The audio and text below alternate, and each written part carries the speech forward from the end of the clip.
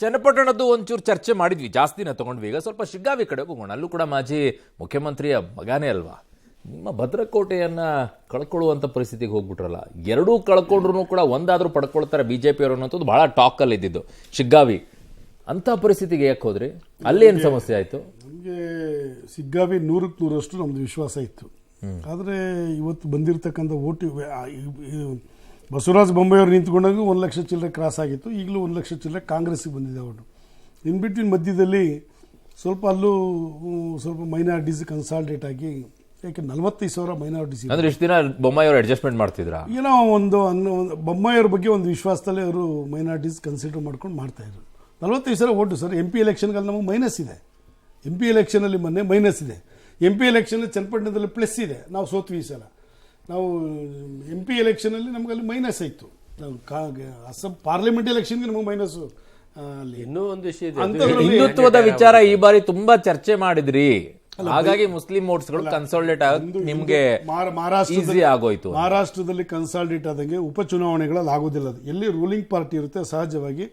ನೀವು ಉತ್ತರ ಪ್ರದೇಶದಲ್ಲಿ 9ಕ್ಕೆ 7 ಬಿಜೆಪಿ ಗೆದ್ದಿದೆ. ಇಲ್ಲ ಸರ್, 4 ಬಾರಿ ಸತತವಾಗಿ 4 ಬಾರಿ ಸತತವಾಗಿ ಬಸವರಾಜ ಬೊಮ್ಮಾಯಿ ಅವರ ಆ ಕ್ಷೇತ್ರದ ಮೇಲೆ ಹಿಡಿತ ಇಟ್ಕೊಂಡಿರುವಂತವ್ರು ಏಕಾಏಕಿ ಮಗನನ್ನ ನಿಲ್ಲಿಸ್ಕೊಂಡ್ಬಿಟ್ಟು ಸೋಲುವಂತ ಪರಿಸ್ಥಿತಿಗೆ ಹೋಗ್ತಾರೆ ಅಂತಂದ್ರೆ ಏನೋ ಸಮಥಿಂಗ್ ವೆಂಟ್ ರಾಂಗ್ ಅಂತ ಅನ್ಸಲ್ವಾ? ಕೇವಲ ಮೈನಾರಿಟಿನ ಇಷ್ಟು ದಿನ ಮೈನಾರಿಟಿ ಇರ್ಲಿಲ್ವಾ ಅಲ್ಲಿ? ಈಗಷ್ಟೇ ಮೈನಾರಿಟಿ ಬಂದ್ಬಿಡ್ತಾ? ಈಗ ಕುಮಾರಸ್ವಾಮಿಗಿದ್ದಂತ ಒಂದು ಇದು ಚನ್ನಪಟ್ಟಣ ಎಲೆಕ್ಷನ್ ಅಲ್ಲಿ ಅದು ನಿಖಿಲ್ ಅವ್ರಿಗೆ ಅಪ್ಲೈ ಆಗಲಿಲ್ಲ. ಅದು ಬರ್ತದದ್ರು. ಬೊಮ್ಮಾಯಿಯರಿಗಿದ್ದಂಥ ಒಂದು ವೋಟಿಂಗ್ ಪ್ಯಾಟ್ರನ್ನು ಅವ್ರ ಮಗನಿಗೆ ಬರಲಿಲ್ಲ. ಏನು ಮಾಡೋದು ಸಹಜವಾಗಿರ್ತದೆ. ಅದೇ ನೀವು ಸಂಡೂರಲ್ಲಿ ತಗೊಳ್ಳಿ, ತುಕಾರಾಮ್ಗೆ ಬಂದಾಗ ಅವ್ರ ಮಿಸ್ಸಸ್ಗೆ ಅದು ಪ್ಲಸ್ ಪಾಯಿಂಟ್ ಆಯ್ತು. ಇಷ್ಟು ವಾಲ್ಮೀಕಿ ನಿಗಮದ ಹಗರಣ ನಡೆದಿದ್ರು. 187 ಕೋಟಿ ಅಲ್ಲ 97 ಕೋಟಿಯಿಂದ ಸಿದ್ದರಾಮಯ್ಯನವರಿಗೆ ಒಪ್ಕೊಂಡಿದ್ರು.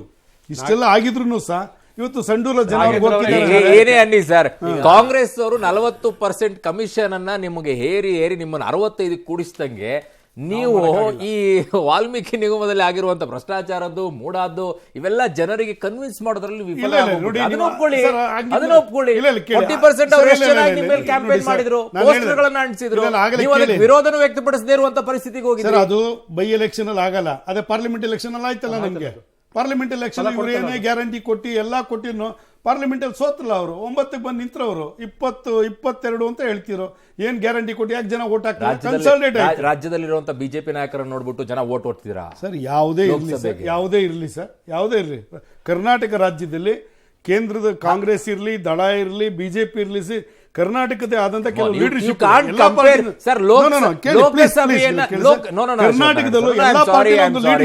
ಲೋಕಸಭೆಯ ಜೊತೆಗೆ ನೀವು ವಿಧಾನಸಭೆಯನ್ನ ಕಂಪೇರ್ ಮಾಡಲೇಬೇಡಿ. ಜನ ನೋಡುವಂತ ರೀತಿನೇ ಬೇರೆ. 2013ರಲ್ಲಿ ಜನ ಕರ್ನಾಟಕದಲ್ಲಿ ಕೊಟ್ಟಂತದ್ದು 2014ರಲ್ಲಿ ಕೊಟ್ಟಿದ್ದಕ್ಕೂ, 2018ರಲ್ಲಿ 2019ರಲ್ಲಿ ಕೊಟ್ಟಿದ್ದಕ್ಕೂ, 2023ರಲ್ಲಿ 2024ರಲ್ಲಿ ಜನ ಕೊಟ್ಟಿರೋದಕ್ಕೂ ಬಹಳ ವ್ಯತ್ಯಾಸ ಇದೆ. ಕಂಪೇರ್ ಲೋಕಸಭೆಯಲ್ಲಿ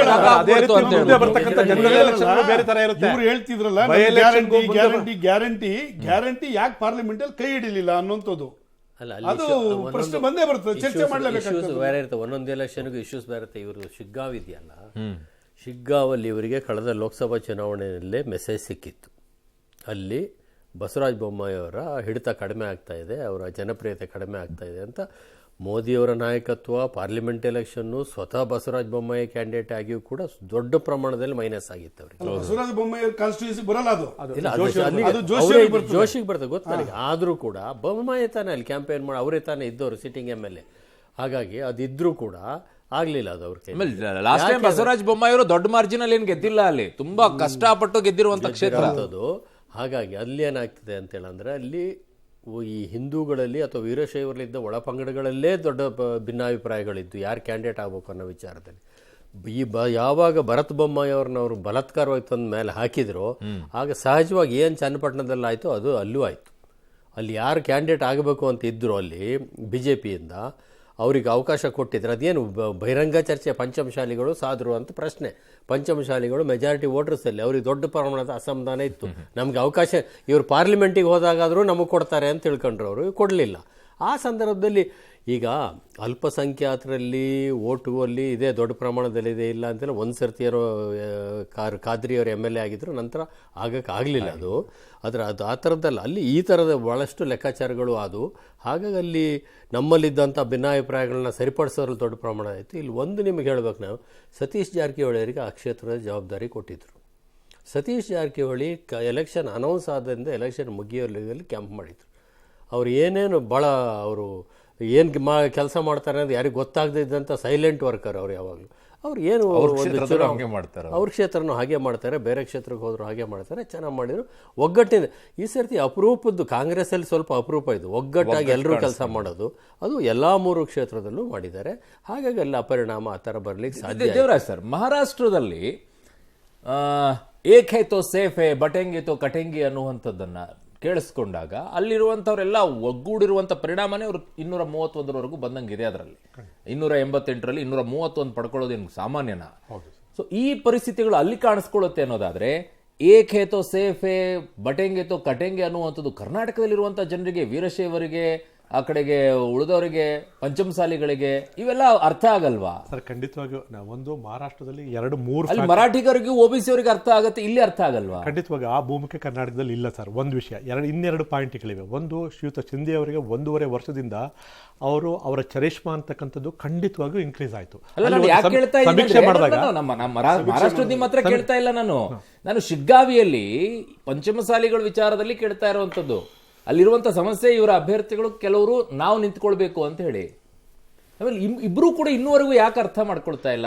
ನಾವು ನಮ್ಮ ಮಕ್ಕಳು, ನಮ್ಮ ಮರಿ ಮೊಮ್ಮಕ್ಕಳು ಇವರಿಗೆ ಕೊಟ್ಕೊಂಡು ಹೋಗ್ಬೇಕು ಅಂತನಾ? ಅಲ್ಲಿ ನೋಡಿ ಬಡಿಗೆ, ಅಲ್ಲಿ ಮೈನಾರಿಟೀಸ್ ಡಿಸೈಡಿಂಗ್ ವೋಟ್ ಅಲ್ಲ, ಸಬ್ಸ್ಟಾನ್ಷಿಯಲ್ ಹೌದು, ಸರ್ ಅವರು minority and Kuruba, minority and Kuruba decisive sir ಅವರು ಸಬ್ಸ್ಟಾನ್ಷಿಯಲ್ ವೋಟರ್ಸ್, ಡಿಸಿಸಿವ್ ಅಲ್ಲ, ಸಬ್ಸ್ಟಾನ್ಷಿಯಲ್ ವೋಟರ್ಸು. ಆದ್ರೆ ಬೇರೆಯವ್ರು ವೋಟ್ ಹಾಕ್ತಾ ಅವ್ರಿಗೆಲ್ಲ ಸಾಧ್ಯ ಇಲ್ಲ. ಅಲ್ಲಿ ಬ್ಯಾಕ್ವರ್ಡ್ಸು, ಮೈನಾರಿಟೀಸು, ಈ ವರ್ಗ. ಸಿದ್ದರಾಮಯ್ಯ ನಾನು ಮೊದಲು ಒಂದು ವ್ಯಾಖ್ಯಾನ ಏನು ಮಾಡಿದೆ, ಅದು ಶಿಗ್ಗಾವಿಗೆ ದೊಡ್ಡ ಪ್ರಮಾಣದಲ್ಲಿ ಅನ್ವಯ ಆಗ್ತದೆ. ಆ ಒಂದು ಕಾನ್ಸಲ್ಟೇಷನ್ ದೊಡ್ಡ ಪ್ರಮಾಣದಲ್ಲಿ ಆಗಿದೆ. ಜನ ಅದಕ್ಕೂ ಕೋಪ ಮಾಡ್ಕೊಂಡಿರ್ಬೋದು ಅಂತ ಯಾಕೆ ಅನ್ಸಲ್ಲ? ಇಲ್ಲ ಸರ್, ನಮಗೆ ನೀವು ಹೇಳದಂತದ್ದು ಹೇಗೆ ಅಲ್ಲಿ ಕನ್ಸಾಲಿಡೇಟ್ ಆಯ್ತು ಮಹಾರಾಷ್ಟ್ರದಲ್ಲಿ, ಆ ರೀತಿ ಇಲ್ಲಿ ಯಾಕೆ ಆಗ್ಲಿಲ್ಲ ಅನ್ನೋದ್ರ ಬಗ್ಗೆ ನಾವು ಖಂಡಿತವಾಗಿ ವಿಶ್ವಾಸಕ್ಕೆ ತಗೊಳ್ಳಿಲ್ಲ. ನಾವು ಉತ್ತರ ಕಂಡ್ಕೋಬೇಕಾಗತ್ತೆ ಸರ್. ವಿಶ್ವಾಸಕ್ಕೆ ತಗೊಳ್ಳಿಲ್ಲ, ವಿಶ್ವಾಸಕ್ಕೆ ಓವರ್ ಕಾನ್ಫಿಡೆನ್ಸ್ ಜಾಸ್ತಿ ಇತ್ತು. ನಾವ್ ಏನ್ ಮಾಡಿದ್ರು ಕೂಡ ಜನ ನಮ್ ಜೊತೆಗೆ ಬಂದ್ಬಿಡ್ತಾರೆ. ಇಲ್ಲ, ಆ ರೀತಿ ಓವರ್ ಕಾನ್ಫಿಡೆನ್ಸ್ ನಮ್ಮ NDA ನೋಡ್ಲಿಲ್ಲ ಸರ್. ಬಟ್ ಇಲ್ಲಿ ಏನು ಅಂತಂದ್ರೆ ಎಲ್ಲೋ ಒಂದ್ ಕಡೆ ಆ ಪ್ರಶ್ನೆಗೆ ನಾವು ಉತ್ತರ ಕಂಡ್ಕೋಬೇಕಾಗತ್ತೆ ಖಂಡಿತವಾಗಿ. ಯಾಕೆ ಅಂತ ಹೇಳ್ತೀನಿ ಕೇಳಿ. ಲೀಡರ್ಸ್ ಬಿಜೆಪಿಯಲ್ಲಿ ಇರುವಂತವರಿಗೆ ಬಿಜೆಪಿಯಲ್ಲಿ ಒಬ್ರಿಗೊಬ್ರಿಗೆ ಆಗಿ ಬರೋದಿಲ್ಲ. ಎಲ್ಲಿಂದ ಬರುತ್ತೆ ನಿಮಗೆ? ಯತ್ನಾಳ್ ಅವ್ರ ಕಡೆ ಆ ಕಡೆ ಓಡ್ ಹೋಗ್ತಾರೆ, ಈ ಕಡೆ ವಿಜಯೇಂದ್ರ ಕೊಂಡ್ರೆ ಈ ಕಡೆ ಬರ್ತಾರೆ. ನಿಮ್ಮಲ್ಲೇ ಒಗ್ಗಟ್ಟಿಲ್ಲದೆ ಇರುವಂತ ಸಂದರ್ಭದಲ್ಲಿ ಲಿಂಗಾಯತರಲ್ಲಿ ಹೆಂಗ್ ಒಗ್ಗಟ್ಟಾಗಬೇಕು, ಹೆಂಗ್ ಓಟ್ ಹಾಕ್ಬೇಕು ನಿಮ್ಗೆ? ಅವರು ಅಶ್ವಥ್ ನಾರಾಯಣ ಕೇಳೋದನ್ನ ದೇವರಾಜ್ ಕೇಳ್ತಾ ಇದ್ದೀರಿ. ಅವ್ರು NDA ಅಂತದ್ದು ಯಾವ್ದು ಇಲ್ಲ, ನಮ್ಮಲ್ಲಿ ಒಗ್ಗಟ್ಟಿತ್ತು ಅಂತ ಹೇಳ್ತಿದ್ರಲ್ಲ, ಅದಕ್ಕೆ ಕೇಳ್ತಾ ಇದ್ದೀನಿ. ಜನರಲ್ ಆರ್ಗ್ಯುಮೆಂಟ್ ಮಾಡ್ತಿದ್ದಾರೆ, ಅದರ ಡೀಟೇಲ್ಸ್ ಅಶ್ವಥ್ ಹೇಳ್ತೇನೆ, ಅದನ್ನ 100% ಆಗಿ ಕೇಳ್ತೀನಿ, ಉತ್ತರ ಕೊಡಬೇಕು. ನಾವು ಚನ್ನಪಟ್ಟಣದಲ್ಲಿ ನಾವು ಖುದ್ದಾಗಿ ನೋಡಿದ್ವಲ್ಲ, ಬೋತ್ ಬಿಜೆಪಿ ಅಂಡ್ JDS ಬಹಳಷ್ಟು ಚೆನ್ನಾಗಿ ಕೆಲಸ ನಿಮ್ಮಲ್ಲಿ ಆಯ್ತು ಸರ್, ನಿಮ್ಮಲ್ಲಿ ಸಮಸ್ಯೆ ಇಲ್ಲ. ಲಿಂಗಾಯತರು ಮಾಡಿದ್ರು. ಯಾಕೆಂತಂದ್ರೆ ಪ್ರತಿಯೊಬ್ರು ರವಿಕುಮಾರ್ ಇರ್ಬೋದು, ಅಶ್ವಥ್ ನಾರಾಯಣ ಇರ್ಬೋದು, ಎಲ್ಲ ಡಾಕ್ಟರ್ ಅಶ್ವಥ್ ನಾರಾಯಣ ಇರ್ಬೋದು, ಶ್ರೀಯುತ ಅಶೋಕ್ ಅವರು ಇರ್ಬೋದು, ಅಲ್ಲ ನನಗೆ ಅದನ್ನ ಬಹುಶಃ ಎಲ್ಲರೂ ಸೇರಿ ಅಗತ್ಯಕ್ಕಿಂತ ಜಾಸ್ತಿ ಬೈದ್ರಿ ಸಿದ್ದರಾಮಯ್ಯ. ನರೇಂದ್ರ ಮೋದಿ ಅವರು ಹೇಳ್ತಾರೆ ಏಕ್ ಹೈ ತೋ ಚನ್ನಪಟ್ಟಣದಲ್ಲಿ ಬೈಲಿಲ್ಲ. ದೇವರಾಜ್ ಸರ್ ಒಂದ್ ನಿಮಿಷ ದೇವರಾಜ್ ಸರ್, ಇದ್ರಲ್ಲಿ ಹೋಗ್ಬಿಟ್ಟು ಏಕ್ ಹೈ ತೋ ಸೇಫ್ ಹೈ ಬಟೆಂಗೆ ತೋ ಕಟೆಂಗೆ ಅನ್ನುವಂಥದ್ದನ್ನ ನೀವು ಮಹಾರಾಷ್ಟ್ರದಲ್ಲಿ ಹೇಳುವಂತವ್ರು ಇಲ್ಲಿ ಅಪ್ಲೈ ಮಾಡಕ್ ನಿಮ್ಮಲ್ಲೇ ಆಗ್ತಿಲ್ಲ, ಪಕ್ಷದಲ್ಲೇನೆ. ನಿಮ್ಮ ಪಕ್ಷದಲ್ಲಿ ಇದೆಯಾ ಏಕ್ ಹೈ ತೋ ಸೇಫ್ ಹೈ? ಅದು ನೀವೇ ಬಟೆಂಗೆ ಆಗ್ಬಿಟ್ಟಿದ್ರೆ ಕಟ್ ಮಾಡ್ತಾ ಇದ್ದಾರೆ. ಮೆಸೇಜ್ ಹೋಯ್ತಲ್ಲ. ಅಲ್ಲ, ಒಂದು ಈ ಇದು ಏನು ಜನರಲ್ ಎಲೆಕ್ಷನ್ಗೆ ಅದು ಅಪ್ಲೈ ಆಗುತ್ತೆ. ಬೈ ಎಲೆಕ್ಷನ್ಸ್ಗೆ ಬೈ ಎಲೆಕ್ಷನ್ ಬಿಟ್ಟು ಹಾಕಿ. ಇಲ್ಲಿ ಬೈ ಎಲೆಕ್ಷನ್ ಅಲ್ಲಿ ಕ್ಯಾಂಡಿಡೇಟ್ ಮೇಲೆ ಬಹಳ ಡಿಪೆಂಡ್ ಆಗುತ್ತಿದೆ. ನೀವು ಕಾಂಗ್ರೆಸ್ ಗೆದ್ದಿಲ್ಲ ಚನ್ನಪಟ್ಟಣದಲ್ಲಿ, ಯೋಗೇಶ್ವರ್ ಗೆದ್ದಿರೋದು. ಕಾಂಗ್ರೆಸ್ ಗೆದ್ದಿಲ್ಲ, ಕಾಂಗ್ರೆಸ್ ಇಲ್ದೇನೆ ಯೋಗೇಶ್ವರ್ ಗೆದ್ಬಿಡ್ತಾರೆ. ಹೇಳಿ ಕೇಳಿ, ಯೋಗೇಶ್ವರ್ ಅಲ್ಲಿ